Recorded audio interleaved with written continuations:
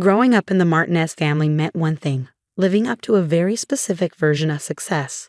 My sister Elena was the golden child, ticking every box on my parents' checklist: prestigious law degree, high-powered career, and an engagement to a surgeon who looked like he stepped out of a medical drama. Meanwhile, I spent my teenage nights perfecting recipes in the cramped kitchen of our modest home.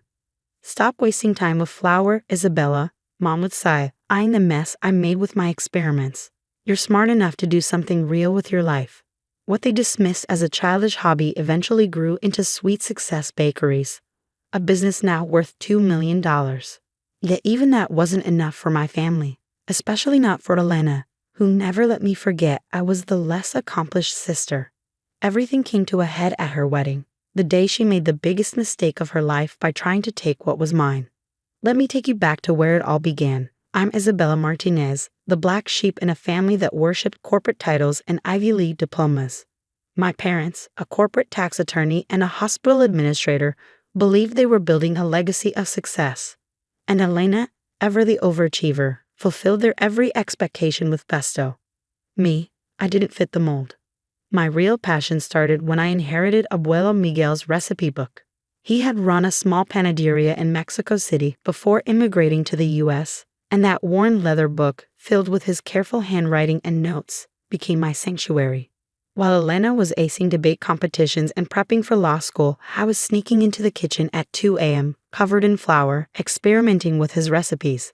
"Isabella, Maija," Mom would say, shaking her head in exasperation, "you're too smart for this. You could be a doctor. Stop acting like we're still in the old country." Elena, with her razor-sharp tongue, was worse. "Still playing Baker, Bella? Some of us are building real futures." But I saw something they didn't.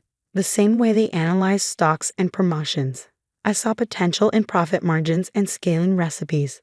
By senior year of high school, I was selling pastries at local farmers markets, saving every dollar I earned, $15,000 by the time I graduated. The day I told my family I was skipping college to open a bakery was like setting off a bomb. "No daughter of mine is throwing away her future to bake," Dad bellowed, his voice shaking with fury. Elena, home for summer break from Stanford Law, just laughed. "Let her fail, Peppy. Maybe then she'll grow up."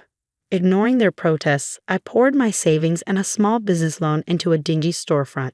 Sweet Success Bakery opened with me, 2 ovens, and my grandfather's recipes. The first year was brutal minus 20-hour days, endless mistakes, and many nights spent sleeping on a cot in the back. My family? They barely acknowledged my existence. Elena, now working at a top law firm, would occasionally drop by with her friends, treating me like a quaint side project. "This is my little sister's bakery," she'd say, her voice dripping with condescension. "Isn't it cute?" What she didn't notice or refused to see was how fast my cute hobby was growing. By year 3, I had 3 locations and a loyal following thanks to a glowing review from a local food critic and my knack for blending Mexican flavors with modern pastry trends. Still, at family gatherings, my success was brushed aside. Mom would gush about Elena's courtroom victories or her fiancé James while dismissing my bakeries as a passing phase. When Elena got engaged, she planned the kind of wedding that would dominate society pages. Every detail had to scream perfection, from the imported roses to the designer dress. Then she dropped the bombshell. "Bella," she began at dinner one night, her tone syrupy sweet, "I want you to handle the wedding desserts. Pro bono, of course. For family." I almost laughed. "Pro bono? Elena, that's a $15,000 order." She waved a hand like it was nothing. "Come on, it's not like you're running a real business. This will be great exposure for you. Think of all the important people who'll be there." Dad chimed in, his voice heavy with authority. "Your sister's right, Isabella. This is an incredible opportunity for you." I set my fork down carefully. My business cleared $800,000 in profit last year. I don't need exposure. I need respect. The table fell silent. For the first time, I saw the mask slip from Elena's face, her perfect smile replaced by something darker. "Fine," she said tightly. "I'll pay. But I want everything flawless." I should have known then that Elena wasn't finished.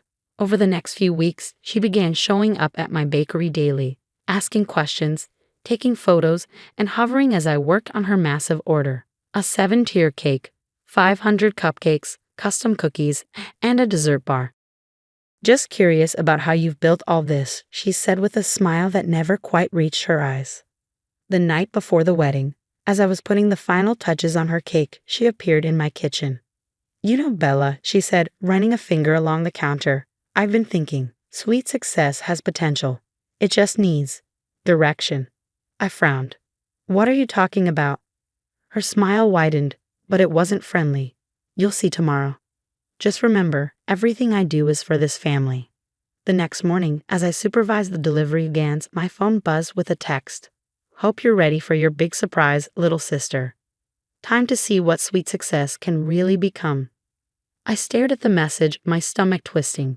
What I didn't know was that Elena had been plotting for months. Her wedding wasn't just a celebration. It was a coup, and I was the target. The morning of Elena's wedding was picture perfect, with sunlight streaming through the windows as if the universe itself were smiling down on her big day. I'd been awake since 3 a.m., putting the final touches on the 7-tier masterpiece that would dominate the reception at the Grand Plaza Hotel. It wasn't just a cake. It was my statement, my proof that sweet success wasn't just a hobby. What I didn't know was that Elena had her own grand reveal planned. I arrived at the hotel's opulent ballroom at 10 a.m. The space buzzed with energy, florists arranging towering centerpieces, staff meticulously setting tables under glittering chandeliers, and planners barking orders. My team and I worked carefully to assemble the towering cake, every detail reflecting my commitment to excellence. But something felt off. As we worked, I noticed strangers lurking near my setup. They weren't admiring the cake, they were taking photos of my team, our process, even my equipment. Who are they? I asked one of the wedding planners, nodding toward the strangers. She barely glanced up. Oh, they're with the bride's legal team. Documentation for the event or something. Legal team? At a wedding. Before I could press further, my mother appeared, resplendent in her mother of the bride gown. She wore the kind of forced smile she always used when she was about to deliver unwelcome news. Elena wants to see you, Maija, she said. She's in the bridal suite. I found Elena in her private room, surrounded by her bridesmaids. She was a vision in her designer gown, radiating the kind of effortless perfection that had always eluded me. Bella, she chirped, dismissing her entourage with a wave. Just the person I needed. Close the door. Her cheerful demeanor evaporated as soon as we were alone. She reached into her bag and pulled out a sleek folder, her expression calculating. I have a proposition for you, she began, smoothing the fabric of her veil. One that benefits everyone. I folded my arms. What is this about? Sweet success, she said, placing the folder on the table. James and I, along with some investors, want to acquire controlling interest in your company. We'll take it national, scale it up into something real. I blinked, stunned. You're serious? You want to buy my company on your wedding day? Bella, be reasonable. You've done well, surprisingly well, but let's face it, you've hit your ceiling. You don't have the education, connections, or experience to take it further. With my business acumen and James's family ties. Stop, I cut her off, my voice cold. Sweet success isn't for sale. Her polished smile faltered, replaced by a steely glint in her eyes. I thought you might say that, which is why I took precautions. She slid the folder across the table. Inside were photos of my kitchen, my team, my recipes, and pages of notes detailing every aspect of my business operations. What is this? Leverage, she replied smoothly. Did you know some of your processes toe the line of health code compliance? Or that a savvy lawyer could uncover labor violations in your employee contracts? Nothing major, of course, but enough to cause problems. Problems that could ruin your reputation. I stared at her, my hands trembling. You're blackmailing me? Don't be so dramatic, she said, her tone condescending. I'm offering you a chance to be part of something bigger. Sign the agreement and you'll still have a stake. Refuse and, well, let's just say the health department will be very interested in sweet success come Monday. For a moment, I couldn't breathe. She wasn't just trying to take my company, she was trying to destroy me. I finally found my voice. No. Her smile vanished completely. Think carefully, Bella. This isn't just about you. It's about the family. Do you really want to embarrass us all by clinging to your little hobby? I'd rather fail on my own terms than succeed on yours. I turned and walked out, leaving her gaping behind me. The hours that followed were a blur. I watched Elena glide down the aisle, exchange vows, and bask in the adoration of her guests. All while my phone buzzed incessantly with texts from her legal team. Each message was another nudge towards signing away my business. When it came time for the cake cutting, the tension in the air was palpable. Guests gathered around as Elena and James approached the towering dessert. Cameras flashed and the room buzzed with anticipation. Elena lifted the knife, her smile triumphant. "Wait," I called out, my voice slicing through the chatter. The room fell silent.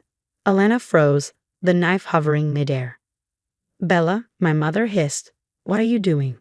I stepped forward, my heart pounding. Pulling out my phone, I tapped play on a recording. Elena's voice filled the ballroom, detailing her plan to blackmail me into selling sweet success. Gasps rippled through the crowd. Elena's face turned ashen. "You recorded me," she whispered, her voice trembling. I met her gaze, unflinching. "I learned from the best, didn't I? Always document everything." The murmurs swelled into outright shock. James's parents looked horrified. Her law firm colleagues exchanged uneasy glances. "But that's not all," I said, turning to address the crowd.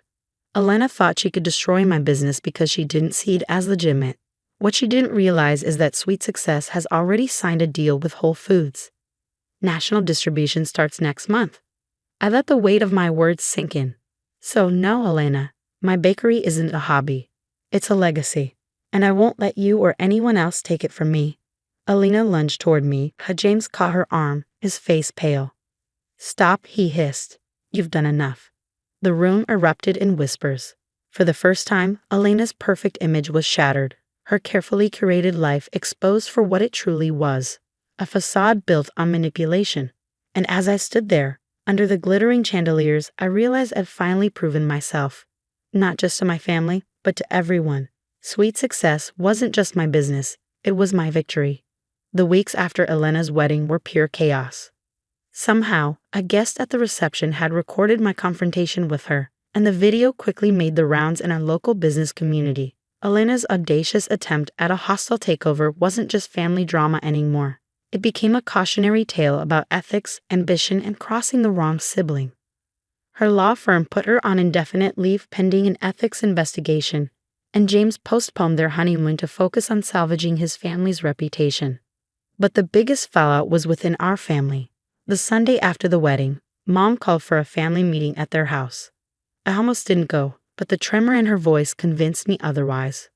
When I arrived, the living room felt heavy with unspoken tension.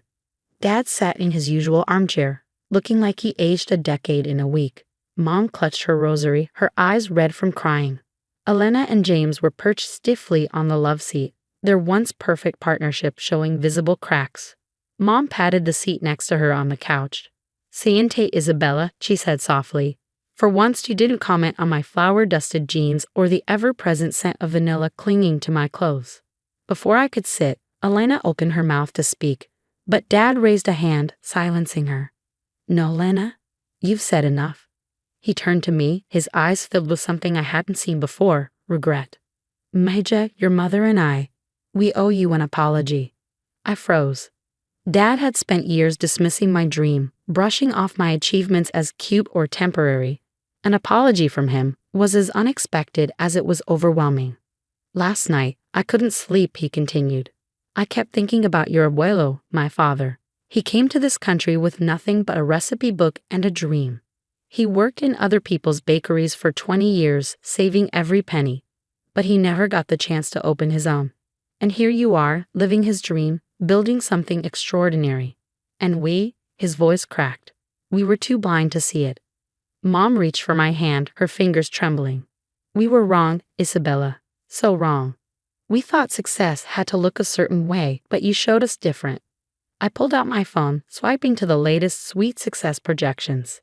"This is what success looks like," I said, my voice steady. "We're on track to hit $5 million in revenue next year. That's not a hobby. That's not luck. That's business." Elena, who had been uncharacteristically silent, suddenly stood. "I need to say something." Her voice wavered, and for the first time she looked small. No sharp comebacks, no polished poise. "What I did, I was jealous." "Jealous?" I asked, incredulous. "Of what?" "You've always had everything you wanted. Have I? She sank back onto the love seat, her shoulders slumping. I have a career I hate, a reputation in shambles, and a marriage that's barely holding together because of my own mistakes.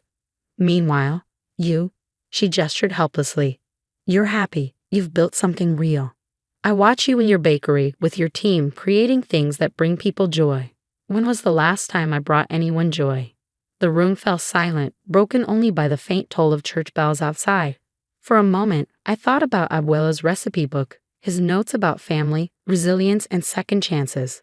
Elena was many things, but she was still my sister. You know, I said slowly, Sweet Success is expanding. We're going national, which means we need someone to manage our legal department. Someone who knows the ins and outs of contracts, compliance, and corporate law. Elena blinked at me in disbelief. What are you saying? I'm saying you're still a damn good lawyer when you're not plotting hostile takeovers. But if you want the job, there's one condition. What condition? She asked cautiously. You start in the kitchen. 3 months, no shortcuts, no special treatment. Learn the business from the ground up. Elena looked at me, then at her manicured hands, then back at me. Slowly, a real smile, one I hadn't seen in years, spread across her face. When do I start? 6 months later, Sweet Success was thriving in more ways than I could have imagined. Elena had surprised everyone, throwing herself into the business with the same intensity she'd once reserved for her courtroom battles. She mastered every aspect of bakery operations, from perfecting the art of laminating dough to managing supplier contracts. Last week, she even negotiated our first international distribution deal, proving her legal skills could be an incredible asset when paired with real knowledge of the business. Mom and Dad had changed too. Dad helped secure financing for our latest expansion, using his network of contacts to open doors instead of casting judgment. Mom proudly told everyone about her daughter's company, from my sales milestones to Elena's surprising pivot into baking. As for me, Sweet Success opened its 15th location last month.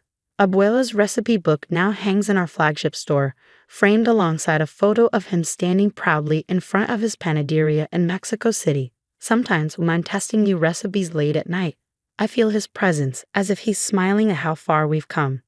Yesterday, Elena brought me her latest attempt at Abuela's tres leches cake. It was a little lopsided and slightly overbaked, but she made it herself from scratch. Not perfect, she said, nervously watching me take a bite. I smiled, thinking of all the burnt loaves and failed batches that had led me here. Perfect is overrated, sis. What matters is that you're trying. We sat together in my office, sharing her imperfect cake and planning our company's future. On my desk was a new photo, one from Elena's wedding, capturing the moment when everything fell apart and somehow came back together stronger. Sometimes success isn't about proving others wrong. It's about giving them the chance to prove themselves right.